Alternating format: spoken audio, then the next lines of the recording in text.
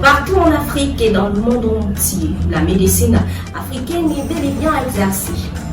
S'il y a encore des années, les pratiquants de cette médecine ancestrale exerçaient leur métier caché ou dans la clandestinité. Aujourd'hui, ils sont reconnus et officient désormais à visage découvert. Justement pour ce numéro, on va aller à la découverte de la médecine africaine de façon modernisée. D'où le thème, la médecine africaine n'est plus archaïque. Installez-vous confortablement, n'oubliez pas de laisser un like et bien sûr pour les nouveaux de vous abonner. C'est Allo Afrique Nature, bonjour à tous.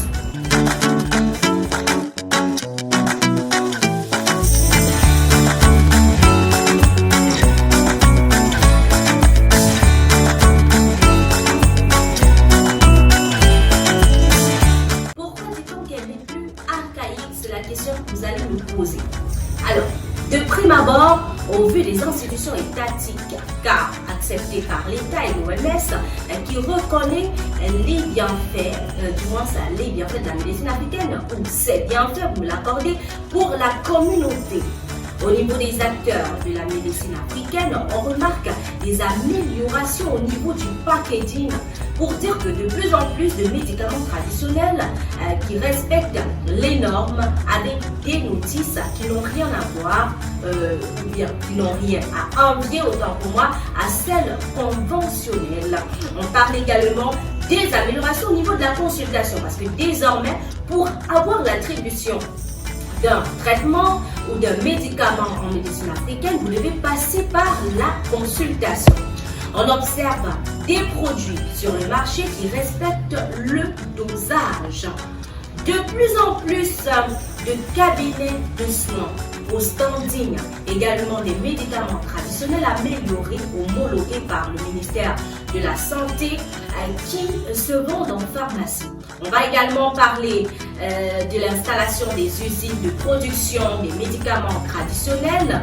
Voilà, améliorer une structuration même au sein de la médecine africaine. Dans chaque district est institué un président avec un bureau structuré de la médecine traditionnelle.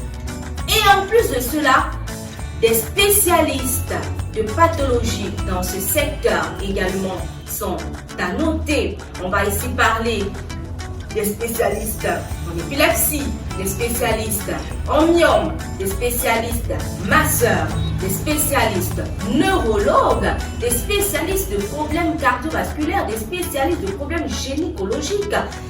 Pour n'en citer que cela, mais la liste est bel et bien exhaustive. Voici donc quelques éléments qui démontrent d'une certaine façon que la médecine africaine a bel et bien évolué d'un pan pour un autre. Alors, loin des idées stéréotypées, voire même constipées, au vu des éléments apportés, nous conviendrons tous ensemble que la médecine africaine est en train d'évoluer, non pas est arrivée au sommet, mais elle est en train d'évoluer et pour que cela n'aille que grandissant, il est donc question pour les autorités publiques de porter main forte dans ce sens.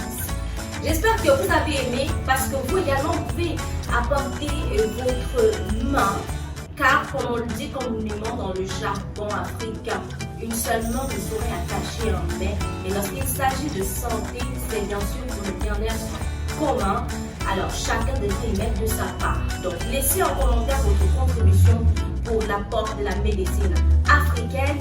Et quant à vous et moi, on se dit bien évidemment à très bientôt. Ce sera pour un autre numéro. D'ici là, portez-vous très bien.